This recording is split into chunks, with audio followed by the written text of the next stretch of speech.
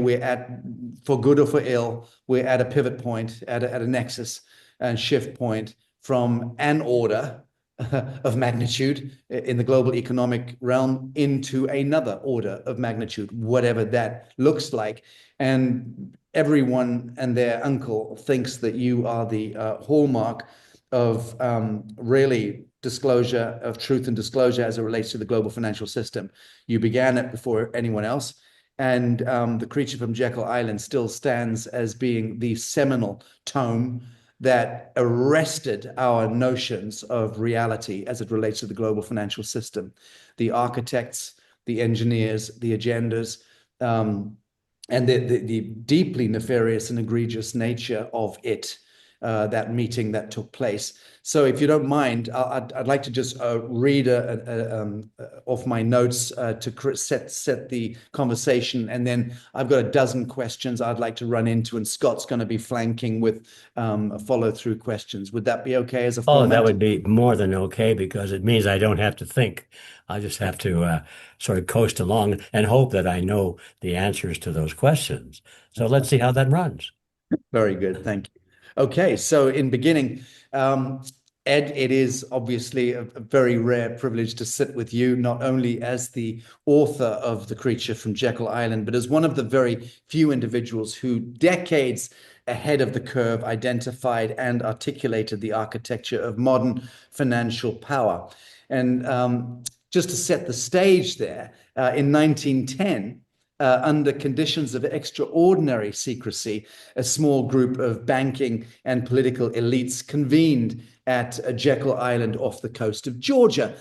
Traveling under assumed names, they drafted what would become the blueprint for the Federal Reserve System, aka a blood economy, a death economy, an institution presented to the public as a stabilizing force, but which you have argued operates as a private banking cartel with the power to create money out of nothing, monetize debt, and socialize risk.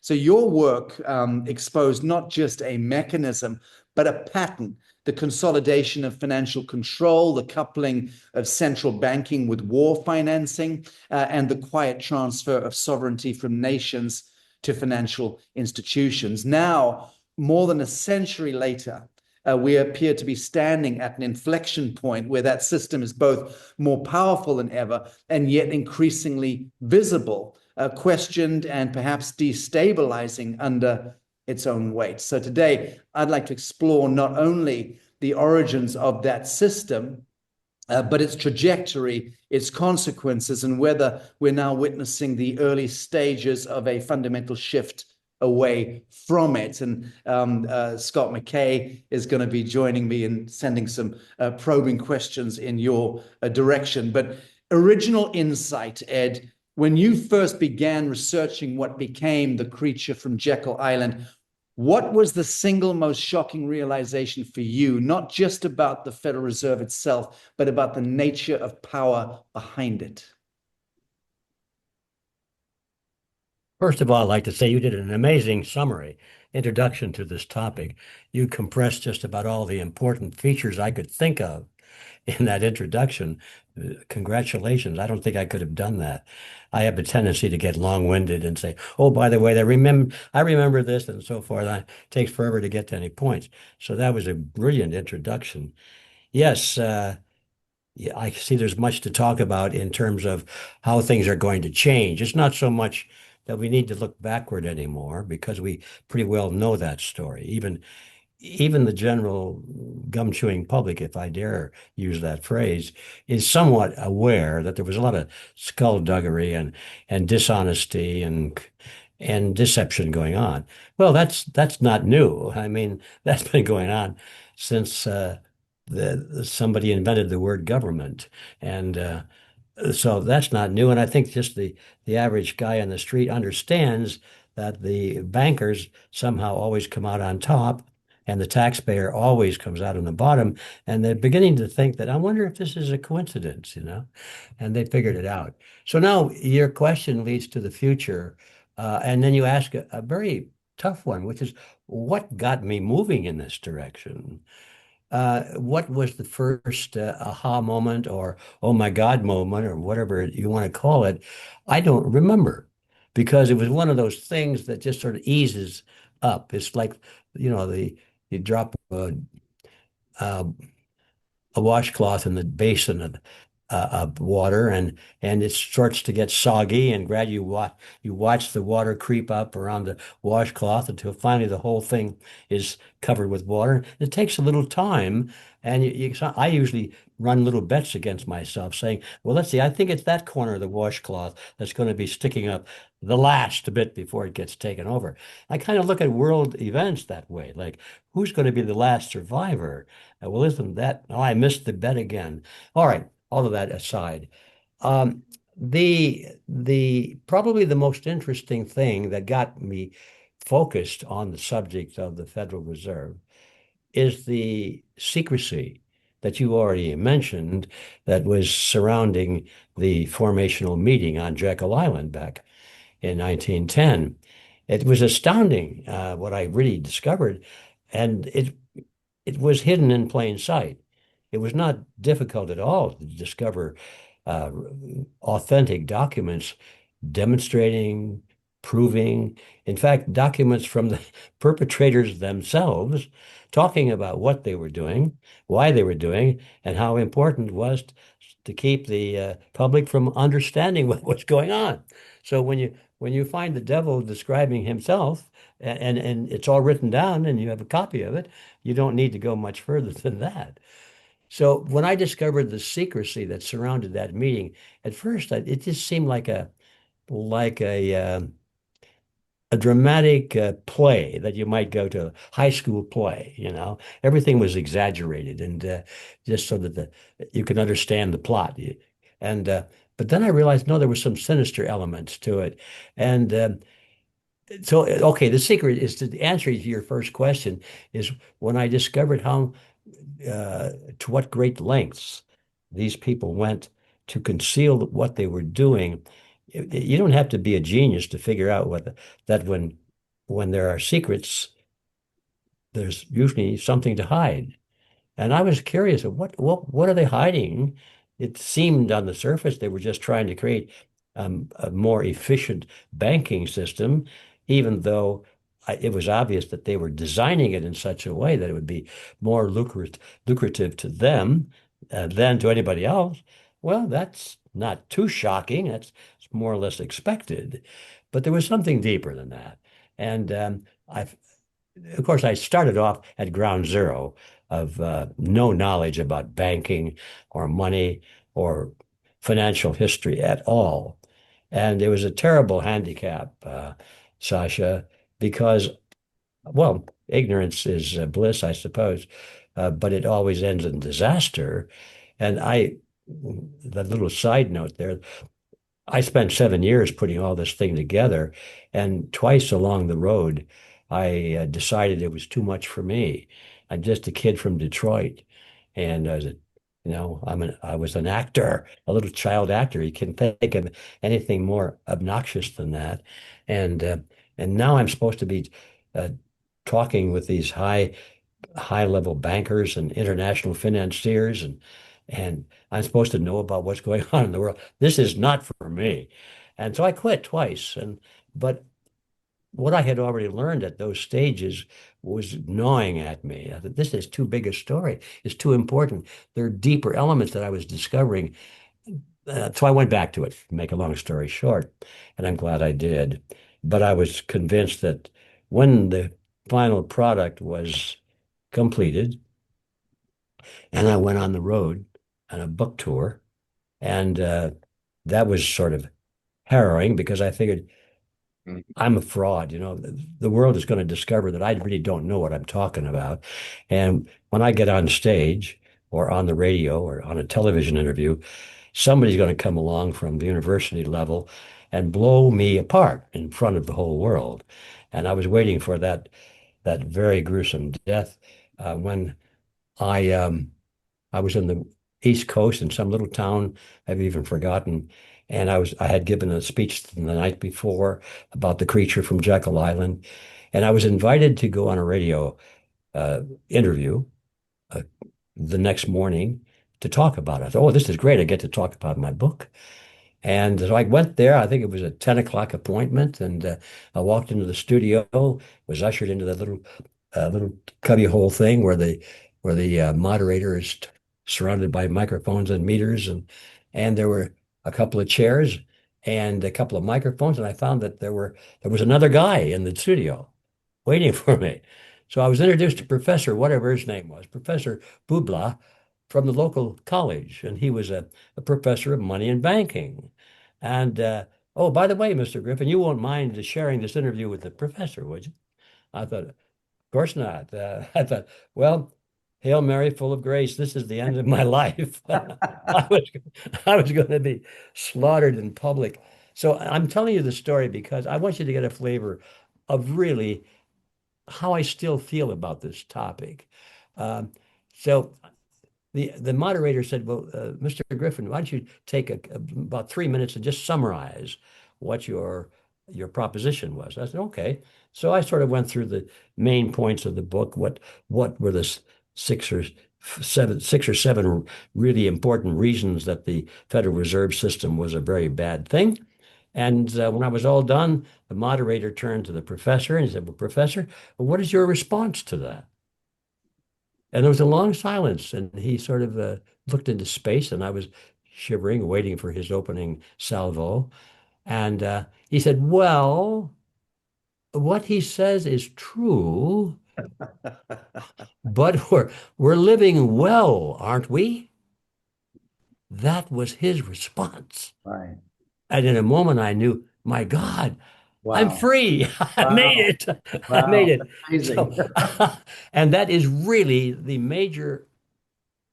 only and the major opposition to my proposition is that everything in the book is accurate. Oh, there were a couple of dates that were wrong. I got Tsar Nicholas wrong. It was the 4th instead of the 6th or something very, very minor, which amazed me. God must have been looking over my shoulder because it was a long journey and I expected to stumble a lot along the way. So anyway, the reason I mention that is not because of any pride or anything, but how miraculous it was that I was able to apparently grab hold of this essence of it and get past all of the details, let's say.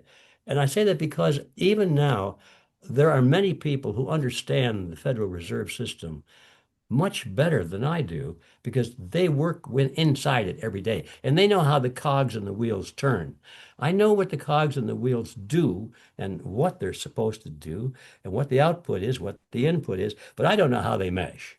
And but you don't have to know. One of Yeah. the first things I discovered is that the biggest obstacle to understanding the Federal Reserve is that is the mistaken idea that it's complicated. They go to great lengths to make it appear to be very complicated. They use a lot of terminology and they have 3 or 4 tier level college courses on discount ratios and all this stuff. And but when you find the big moment came, I guess, when I was writing this in the early days, was that it was very, very, very, and I mean very simple.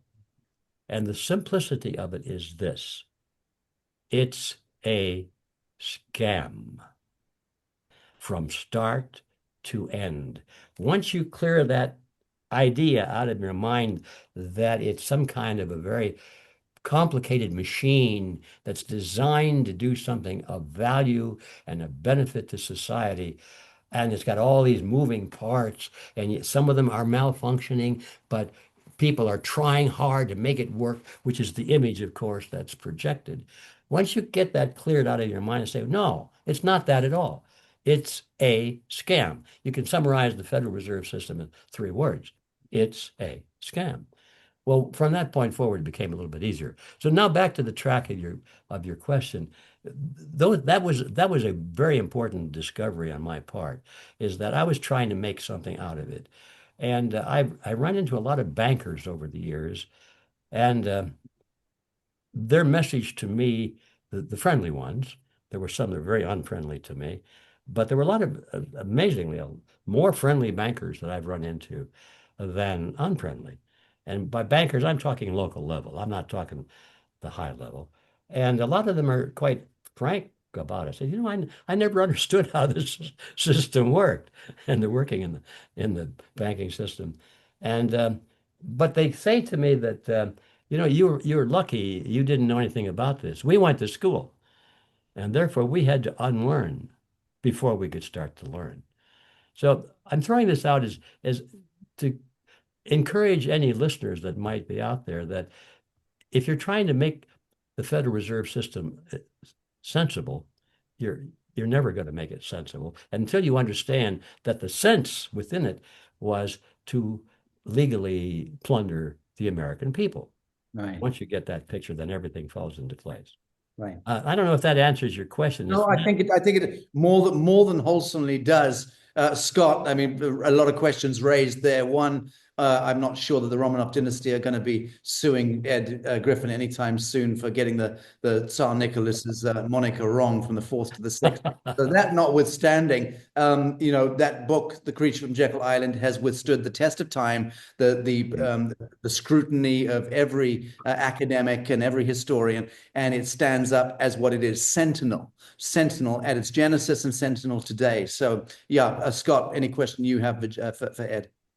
Primarily a comment, and it'll follow, I'm sure. But you know, I think like Sasha said, a sentinel moment in history. Don't you would, because you're a humble man, but you can't understate that was the foundation. I think what led us all today to the point where now it is exposed and it's coming down. Interesting thing about the professor, I got a comment on him.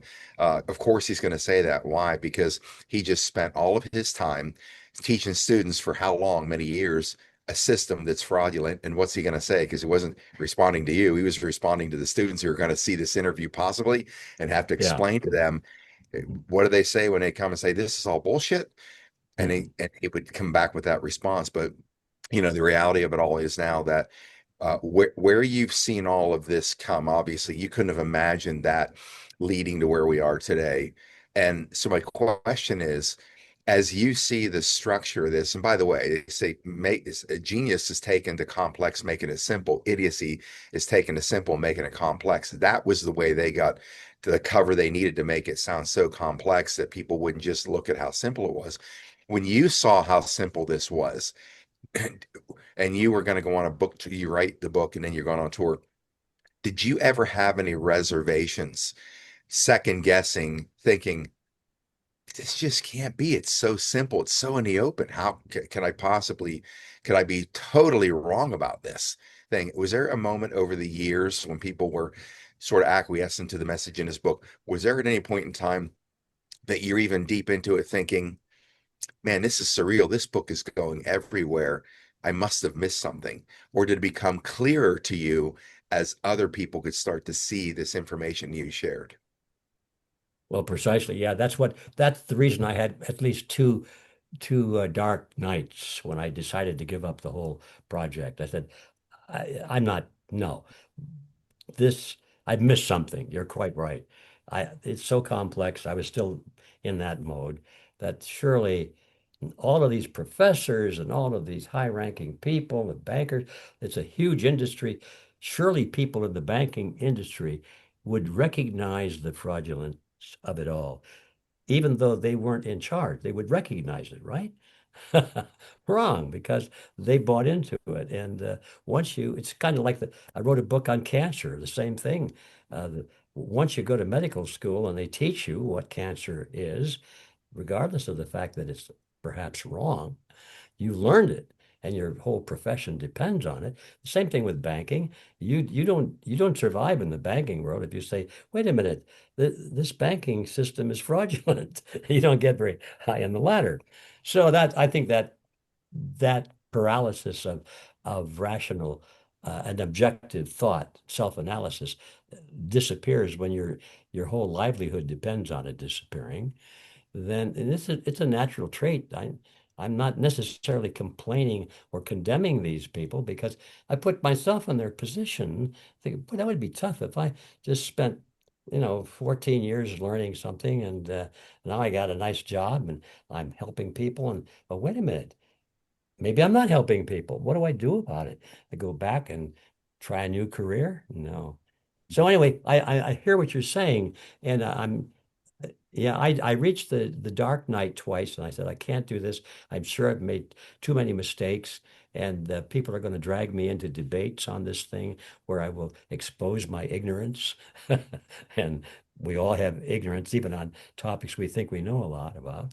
And it's going to be devastating. I'm going to be laughed at. I'm going to be a failure. Blah blah blah blah blah blah blah. And I'm sure you and most people go through this stage when you're tackling something that's so seemingly beyond your ability to survive. Yeah, I went through that. Yeah, definitely. So, Ed, war and finance coupling. You've long emphasized the link between central banking and war financing. So, historically speaking, do you see war as dependent on central banking, or do you see central banking as dependent on war? And in essence, would modern large-scale wars even be possible without central bank financing? Well, let's start with the third question because it's the simplest, I think.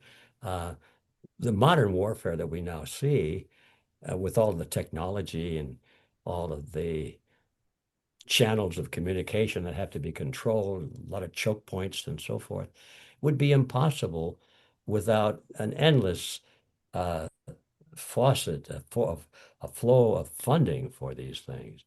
And it's not a commercial enterprise. It doesn't really pay for itself in terms of products or services. It only really pays for itself in terms of profits, unearned profits, or the fraudulent part of the whole thing that I was talking about.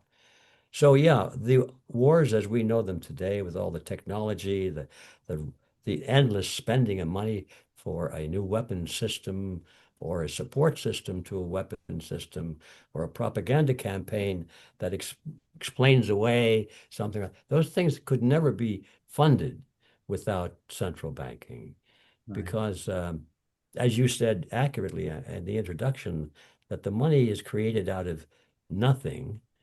It's worse than that. Money is created out of debt, which is worse than nothing because it has to be repaid, and the debt carries with it an interest rate. And that goes to the banks for having done nothing except to create the money that you were so grateful to get. And you put up your own assets as support for it and everything, so that if the procedure goes wrong and the venture goes wrong, the banks get your assets. It's one hell of a scheme, I'll tell you.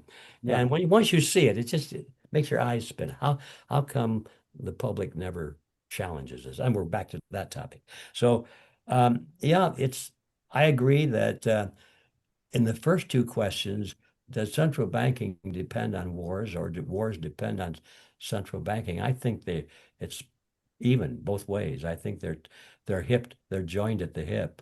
Um, Wars have always been the deal breaker for nations, hasn't it? It's broken Yes. their economies. Well, indeed. But then, okay, then let's just look at the financial crises that have occurred historically, from the Great Depression, for instance, to 2008. And then you could even look at the Strait of Hormuz right now with this conflagration going on in the Middle East with the US and Iran. These financial crises have often resulted in greater centralization of power.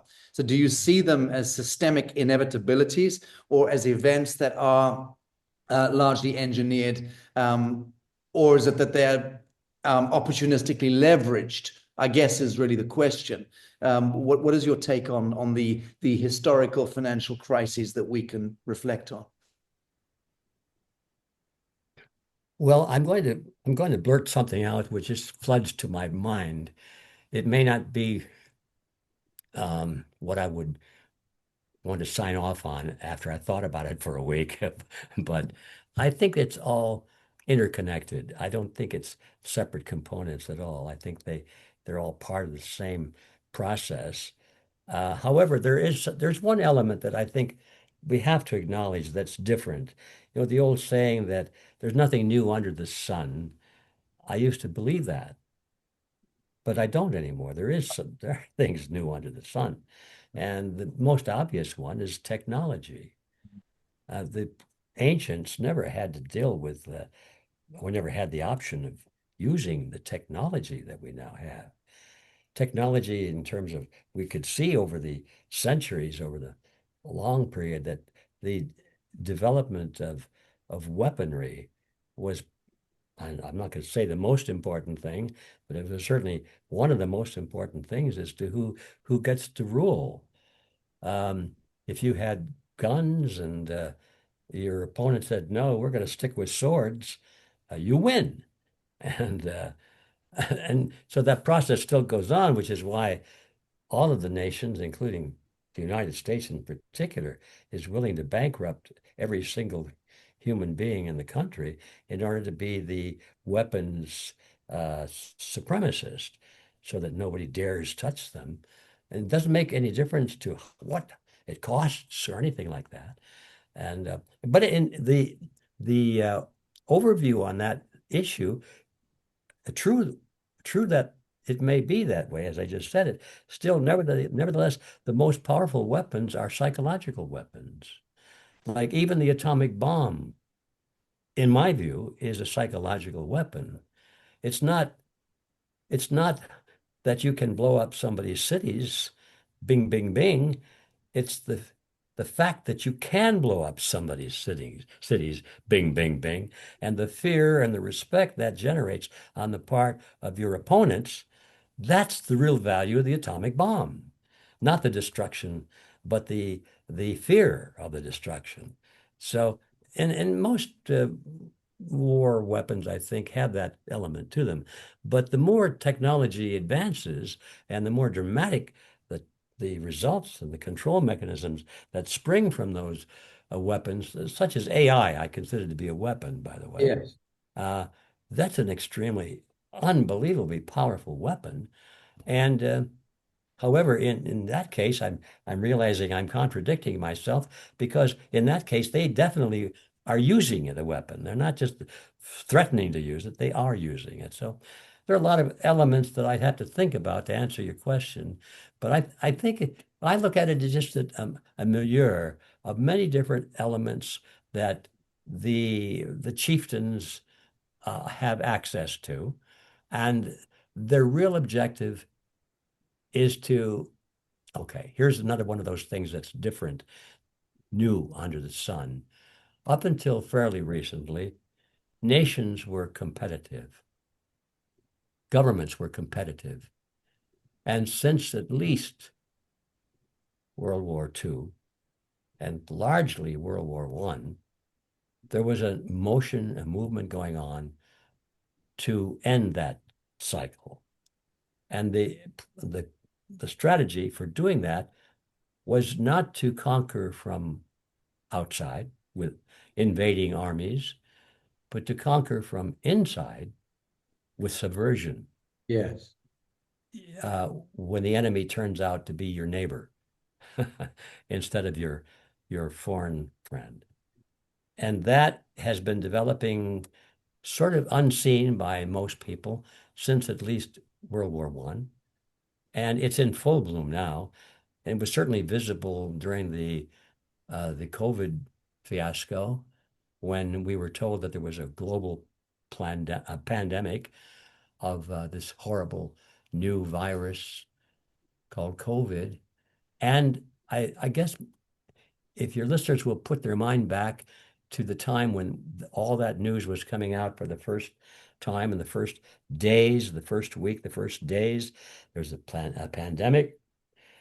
Literally, not literally, but almost every nation of the world was announcing the same thing at the same time, using the same words, the same arguments. And it became obvious to anybody who could open their eyes is that this was a scenario and this was planned. And I remember thinking Where did all these people come from here in the United States? All the mayors, all of the health departments, all everyone's coming out with the same messages, the same baloney that we now know is real baloney. Right. But they were all saying the same thing. I knew then that what we were dealing with were agents, as you called them, that were there in place waiting for the announcement. Go now. And they did. And it was like waking up in the morning after a gentle rain all night long and looking at your lawn, and it's covered with mushrooms. The whole lawn's covered with mushrooms came up over the night, same night. How did that happen? It happened because there were trillions or millions of mushroom spores already in the ground waiting for the rain. So this, I think, is a useful analogy to what we're facing today, is that the conquest is not one nation against a nation, although the people who are playing this game are trying to make it look that way.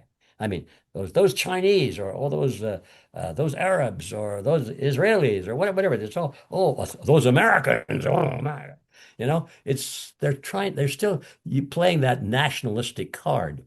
But the fact is, they have their agency in all of these countries, and they're all working together, and they're agreeing to fight each other.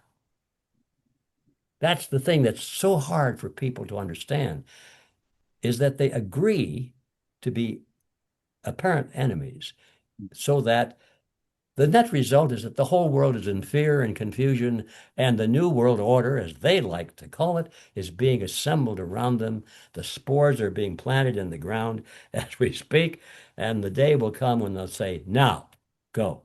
And it's a new concept, Yes. and people are still not thinking to recognize this strategy. That's my Indeed. opinion. Indeed. Well, a new world order. Scott, speak about that and Yeah, anything.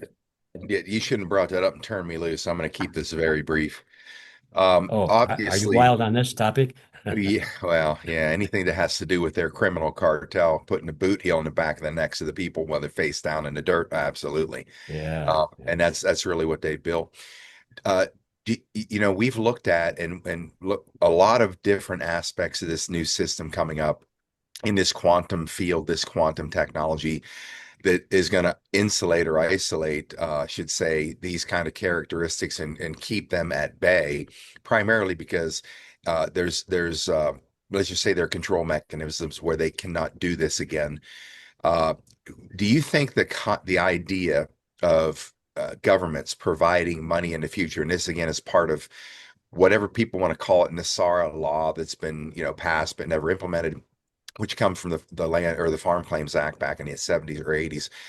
Do you see mechanically, do you see how the world can work whereby governments will provide money in terms of hard loans for whatever, building a house, etc., with zero interest? Because I learned from Muslims that I was designing solar systems for. They don't ever finance these things. Absolutely. Why? They're abhorrent to loans because of interest. It's against their religion. I thought that's the strangest thing.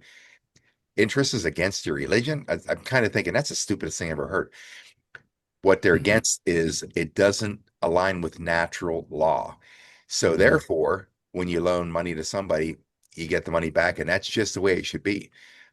Meaning that you're not paying interest because you're always losing. Do you see the possibility of that happening in this world as it emerges, where people can borrow money, likely from governments, make those things available, and just pay back the principal with no interest? Yes and no.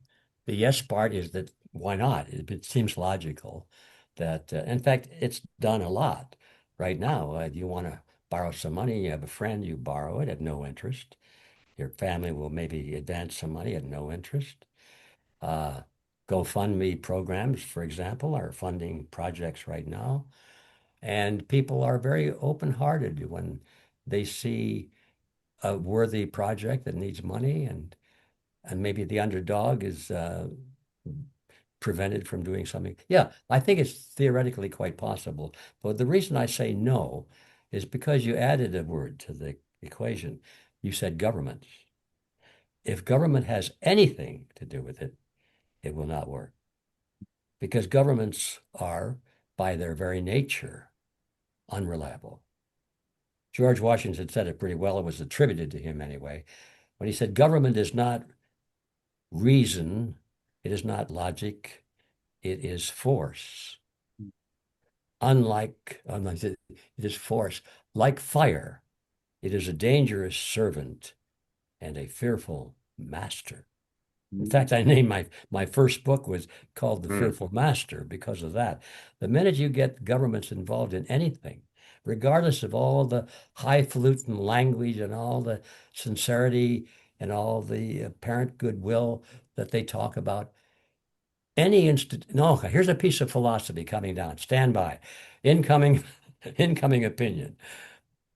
I think from what I've seen so far, that any institution that is capable of amassing great influence over public opinion or amassing great quantities of money and power, in other words, will become very quickly a magnet to the predator class. And no matter how honestly it starts out, how with good intentions and what good people to begin, let's just say governments, our own government, mostly those men had good intentions. They weren't, some of them might have had some ideas of how to make a killing on all this, but most of them were willing to fight and die for freedom. But how long did it take before the United States government or any government, no matter how idealistically founded they may be, how long does it take for those to be infiltrated by people who want a job in government so they can screw the public? It doesn't take very long. And we can see that happening over and over and over and over again throughout history. So the minute you say, well, the government will do that because we can trust the government, you have made a huge mistake. No, you cannot trust the government. And I don't care, even if all of you and us, and we were all members of the government, we say, just us, nobody else, we would be corruptible at some point, perhaps. Yeah. It happens. So get this idea out of your brain that government is the way to go. Government is the last way to go. Right. So that's the distinction I would like to make. Right. Well, government emerged really as the ultimate third-party interventionist technology off the back of the Vatican conspiracy and the Roman Catholic Church in that sense. I mean, the two are very connected. And the genesis of government was really a handover of the baton. So I think we all fairly understand that piece. But coming now to the 21st century and to this point of this inflection point, digital currency and control. So we're now seeing, obviously, the emergence of central bank digital currencies. We're seeing a proliferation of NFTs and tokens and cryptocurrencies and decentralized mediums of exchange, which in principle is foundationally a good thing. But when you get to the CBDCs, the central bank digital currency, from your perspective, do these represent a natural evolution of the current system or a significant escalation in control mechanism as a response to what was organically emerging as a new horizon of economics, meaning to say people wanting to get out of central banking altogether? Yeah. In the way it's being evolved right now, the motive forces behind it are such that it's clear that it's intended to be a control mechanism. And I think a little litmus paper test for all of these issues is to ask one question, is that will you be forced to use the system, or will you have the freedom to opt out? Is it mandatory, right, or is it your choice? Yeah. And none of these programs that are being proposed are going to be your choice. Somebody's going to they're going to tell you this is good for you, and you're going to use it, by golly, or you're going to starve. And you don't need to know any more about that. I used to say in the early days when I was researching all this that gold-backed money, gold or silver-backed currencies was the way to go. And we ought to have a law that requires everybody to use gold-backed currency. And I said, wait a minute, what am I saying? We ought to have a law. We ought to force people to do what I think they should do for their own Right. good. I know better than these other idiots that are trying to force me to do what they think is right. I said, okay, Griffin, you went off the rail on that one. So my motto now is I want the freedom to choose my money. If I want to use American dollars, I'll use it. If I want to use Disneyland tickets and somebody wants to swap tickets with me as money, let's do it. If I want to use a foreign currency, or if I want to use just ounces of gold or silver, let the market decide in the contest of free will and free options, and let that play out and see which one works. So finally, it came back into form again, and I'm still an advocate of gold and silver behind money, but I'm not an advocate of forcing people to agree with me. That's all. Beautiful. Thank you. And you just perfectly explained the premise of the New Earth Exchange that we've been developing forward, which is all about that choice. Opt in, opt out. It has to be the rudiment. Scott, before I move on to the Human Manifesto as a kind of closing piece here, any seminal questions that you wanted to put at Ed? Honestly, not at this point. I would just say it's an honor, Ed Griffin, to be able to be on any show with you and to visit you a couple of times. I think it's truly remarkable what you have done, and I really do think that coming into the future, as these systems starts to change, people are going to be asking why they change. And I think the center point is going to be because what you put in motion all these years ago to help people understand this is a very bad thing. Nobody's done that before you. And so I just want to say hats off to you. Much love to you, sir, for everything you've done, not just for this country and this topic, but for humanity in general. And I think as time evolves in history, that'll show to be exactly that. That book, many people know the book, The Creature from Jekyll Island. They've never even read it, even thought about it, or even inquired about it, but they know the title. And I think that book is going to become a major bestseller again as time goes on, because everybody's going to wonder, how the hell did we get here? How did they do this? When they realize among the masses, not just us, but the masses. And I see that coming as part of your legacy. So all I just want to say is a thank you. Well, I appreciate that. Thank you. I'm people say I'm what do they call me? They say I'm too timid, you know. I'm too, what's the word? I'm having a Timorous. Timorous. Yeah, Timorous. timorous. That's a good word. Anyway, too humble. I said, you're too humble. No, I am not too humble. I just happen to know what I don't know. And most people have no idea how big a topic that is. But Well, I'm really grateful that what work I have been able to do has stood the test, the real test so far. But the real challenge is coming now, because as you know, we didn't even get to this topic. All of this that we've talked about is going to change drastically. Money is going to disappear as we've known it, and it's all going to be programmable money. And that's the phrase that people have to get into their brains. Programmable money is not for me. We can have songs about it, you know. Return to cash, everybody, because if we ever make that step from money that we can hold in our hands and say it's mine, and we're going to stick it in a mattress or bury it in a tin can or give it to a friend or some beggar on the street that needs a coin dropped in the cup or whatever, that's a good thing.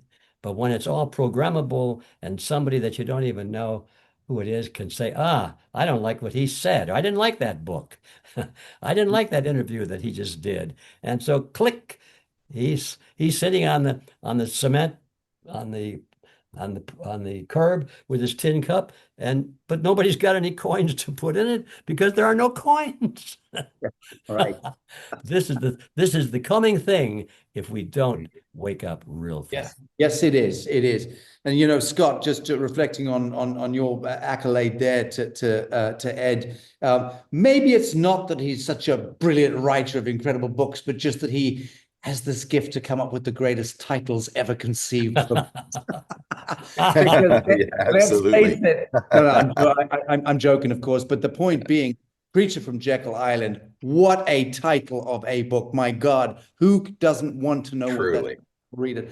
And leading us to the opus magnus currently brewing in that remarkable brain of yours, Ed, the human manifesto, an idea whose time has come. That is the moniker for your book upcoming,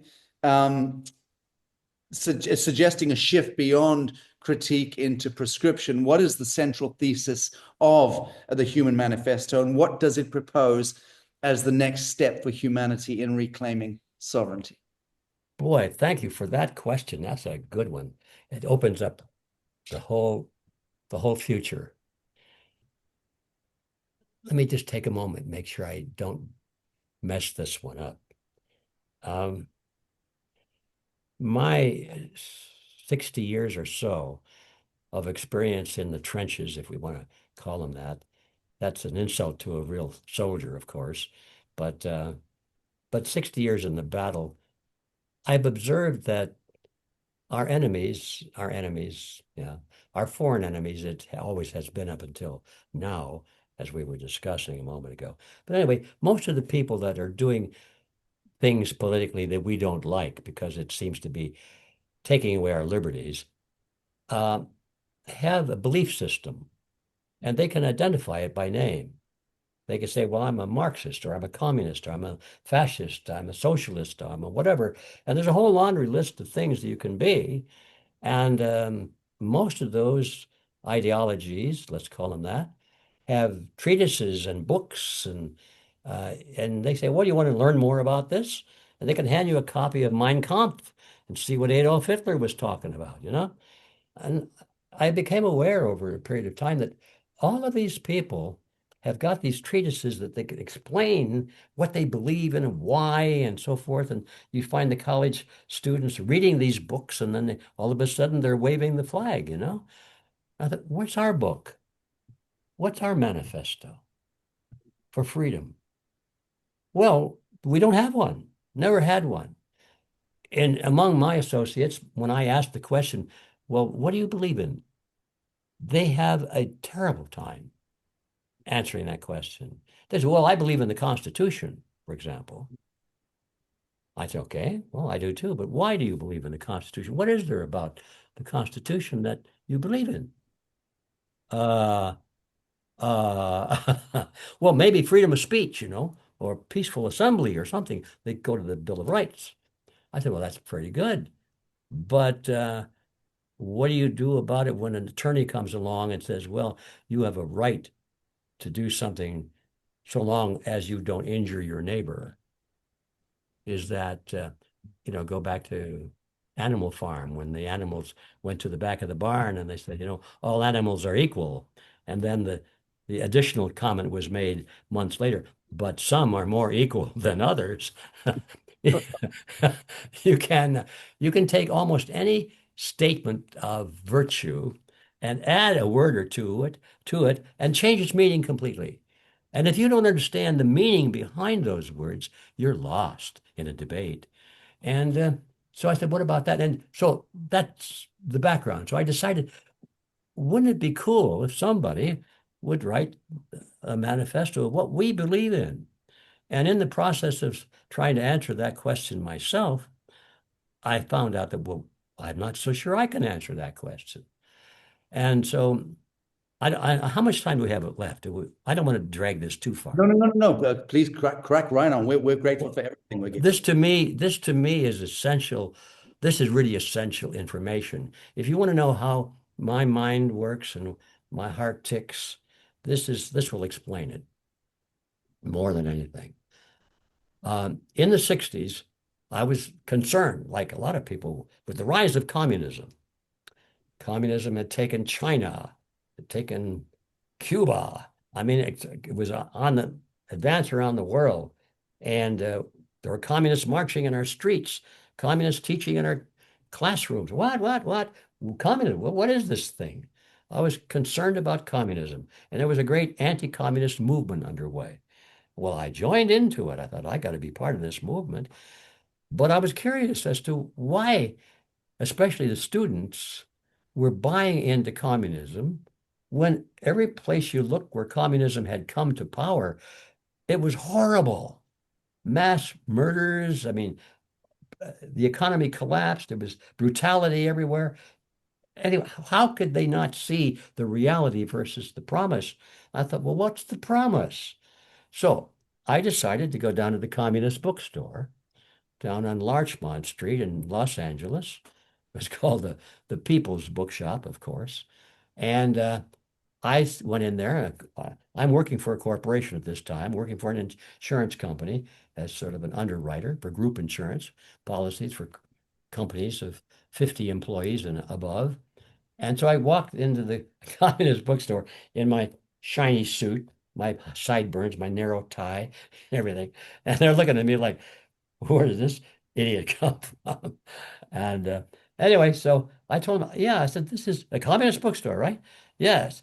I said, well, I'd like to find out more about what you guys believe in. Do you have some books you could recommend? Oh, yeah, that's books, all right.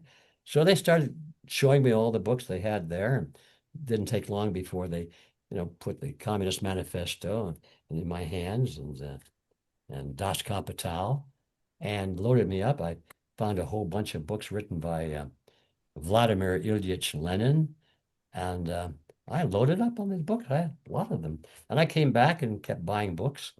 And it soon became obvious, Sacha, that I read the books, but it soon became obvious that these guys hadn't. They were working in the bookstore. They had never read these books. Right. Because I wanted to discuss some issues with them. And they'd say, well, where did you find that? And so that was an enlightenment too. I think some of them, if they had actually read the books and had discussed the dangers and the problems of some of these propositions, they probably would have changed their position. Anyway, so okay, I became somewhat of an aficionado on Marxism, and then I discovered the difference between Marxism and Marxism-Leninism, they call it. Yes. And those two words are usually hyphenated apart from each other. And it's very hard for somebody who's not read these works to understand, well, what's the difference between a Marxist and a Marxist-Leninist? I don't know. This all sounds like the same to me. Well, just to explain this to the audience that's wondering what it is, it's that Marx was primarily a philosopher.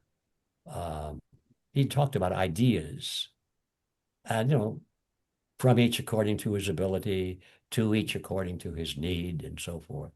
Well, let's stand against racism and war, and let's fight against the imperialist capitalist and all these slogans, most of which sounded pretty good.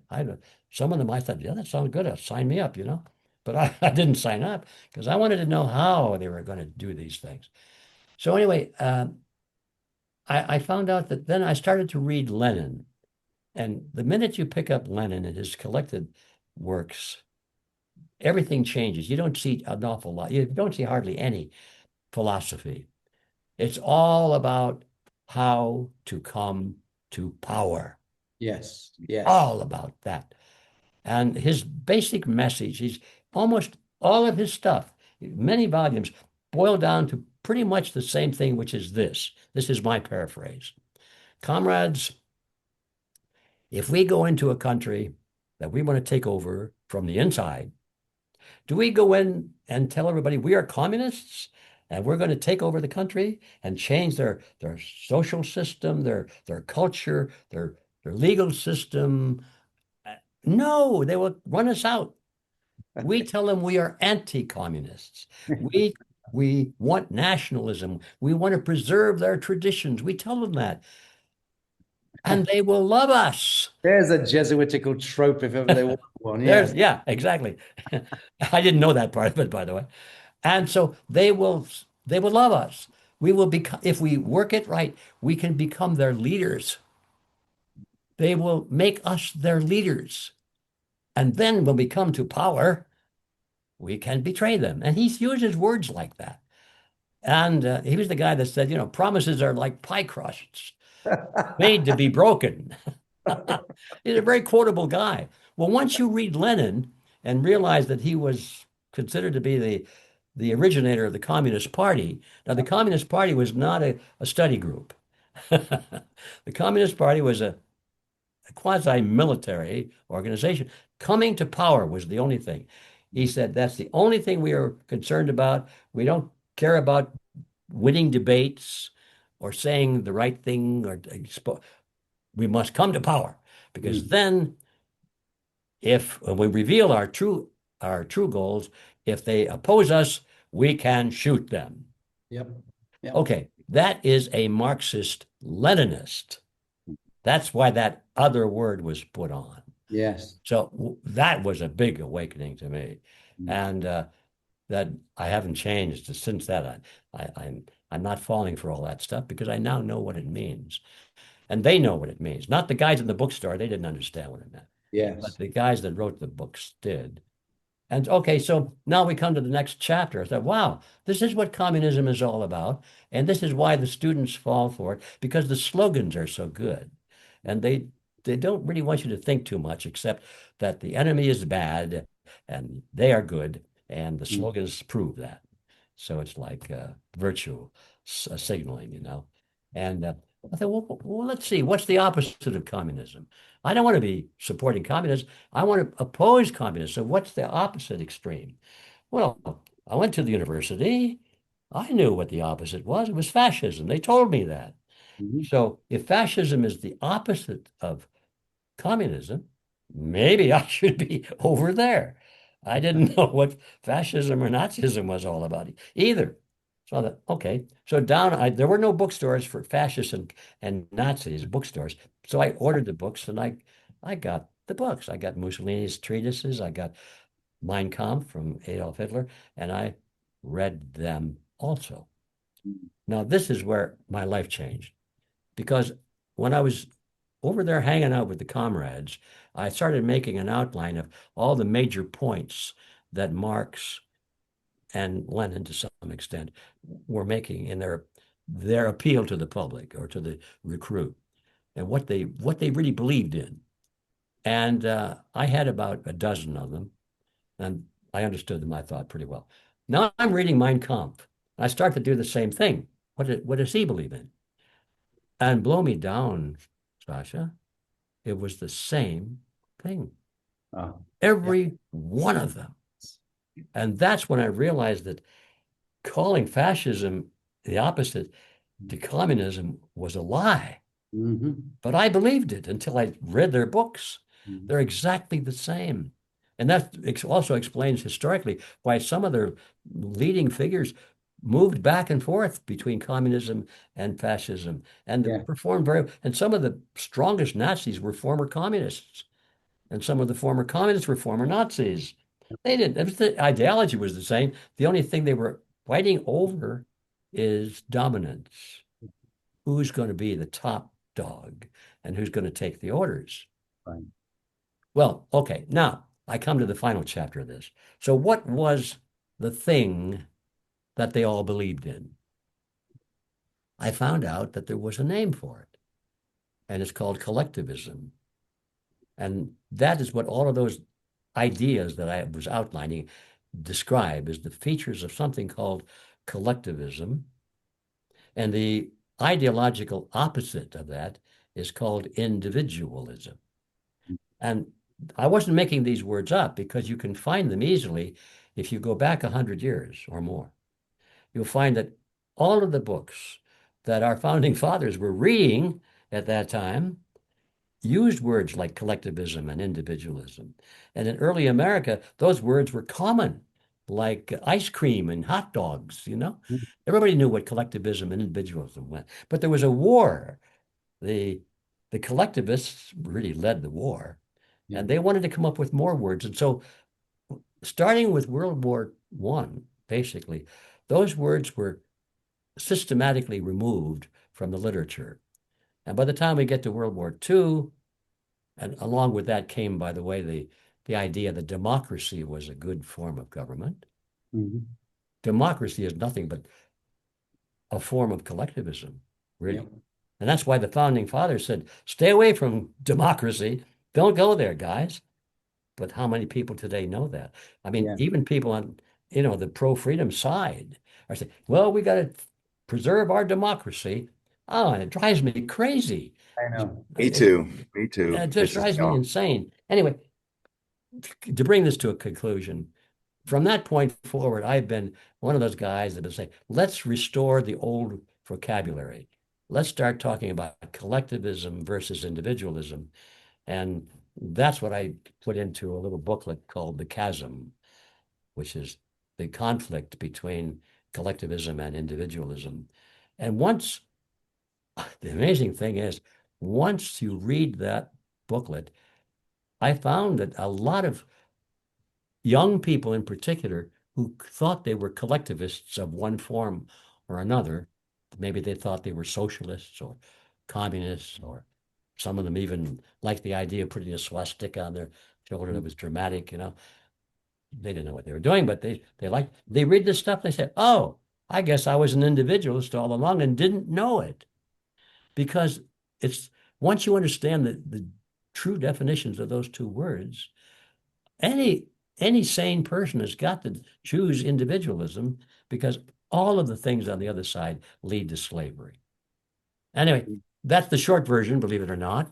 And if and if anybody would like a free download of my booklet on it's called The Chasm. Let's see if I can remember. You go online and you write the word chasm, CHASM, realityzone.com. That's one of my websites. And you can download a free copy. You can read it online or Very good. download it and print it out. And I urge people to do that who want to stop using these programmed words, because there's no choice except between collectivism and individualism. No, quite All so.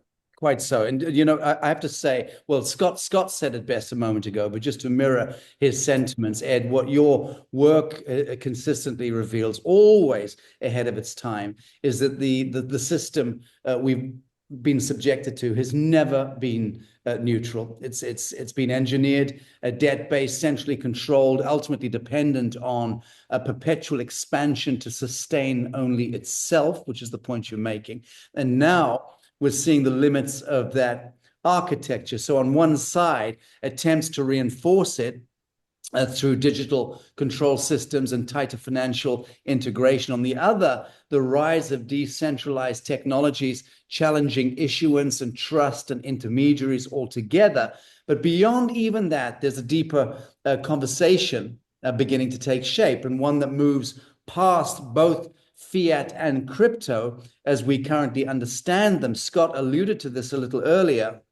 This is a question of whether economics itself can be refounded, not on scarcity, manipulation, or debt expansion, but on actual value creation, energy, integrity, and transparency of exchange. So what we're calling a zero-point economy or true cost economics, where systems are designed not to extract, but to reflect real input, real output, and real human contribution. And perhaps that's the real pivot that we're standing in, not just a shift in systems, but a shift in consciousness from inherited structures to consciously designed ones. Ed Griffin, thank you for obviously a lifetime of clarity and courage, which continues unabated.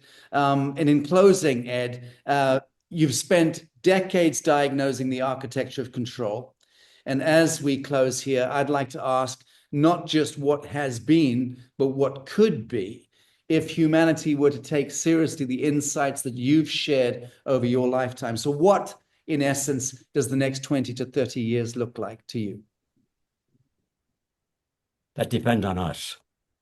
If we do nothing except worry about it or read about it or talk about it and say, this is terrible stuff, then there's no hope, because these guys, I mean, they're on a roll and they're gaining momentum.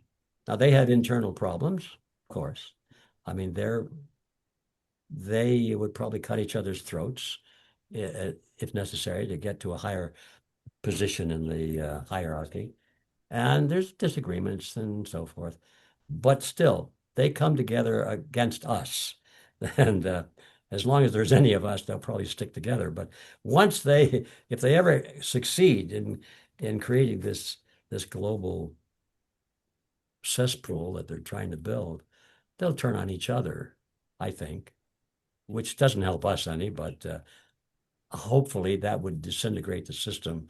And maybe 1,000 years in the future, people, if there are any people left at that time, will come across some of our books and remember, oh, they had it figured out. Let's try this. And maybe a second time around, we can do better. Now, that's the pessimistic scenario. The optimistic or realistic scenario is not optimistic, but it's realistic. We don't have to go that far. We still have time and maneuverable space to do it, but we better get off of our couches pretty fast and go into the power centers of society, the political parties, the labor unions, the church organizations, the Girl Scouts, Boy Scouts, all of the organizations that make up the character of a nation will eventually produce the politics of the nation. And that's what we have to do. It can be done. But we have to stop just theorizing about it and complaining about it. We have to start organizing at the ground level. And that's why I created Freedom Force International, of course. But then we're hoping to build, we are in the process of doing it now, what we call campuses of Red Pill University. And these will be groups of people who will work together in their local communities and are working together right now. And we've learned the hard way by studying our comrade friends on the other side that it doesn't take a lot of people working together in concerted action to overcome the undirected majority. History is always written by 3% of the population, supported by 15% of the population. And we've already got 15%, but they just don't know they're there. They think they're alone. Yeah. I think probably about 20 to 25% of the population today, maybe that's high. Let's go to 18%. I know we have 15%. All we have to do is get those people working together who have something to believe in, like individualism. Yes, Now very good. That unites everybody. Quite so. Yeah. Scott, I heard the man say campuses, and if I know my Latin, the plural of campus is campi, but I'm going to let one slide. Are you sure about that? I'm not so sure, sir. It's logical. I think it's campuses. Very good. Very good. Ed, thank you. This has been a beautiful, beautiful conversation. And so excited to hear about the Red Pill campuses. This is a great idea. Scott and I have already jumped on you a couple of weeks ago at your beautiful home, one of your beautiful homes, when we spent some time with you. You're under instruction to give a big kiss to Pat on one cheek and from Scott one on the other cheek from me at the same time, please. And we look forward, Scott and I look forward to the Human Manifesto whenever you give the thumbs up on the issuance of that book. We really want to help rally the troops and help create a beautiful online launch summit for that book. Ed, thank you so very much. Well, thank you, Sacha. I expect you to be one of our best promoters of the book when it comes off the assembly line. So anyway, thanks for allowing me to speak on these topics and meander all over the place. And anytime you want to do it again, let's do it again. You're done. We're down. Thank you. Right. Thanks, Scott. Right, thank Thanks, you. Ed. And thank you, Scott. Thank you too. Yes, sir. Bye-bye. All right. I guess we got to turn this off somehow.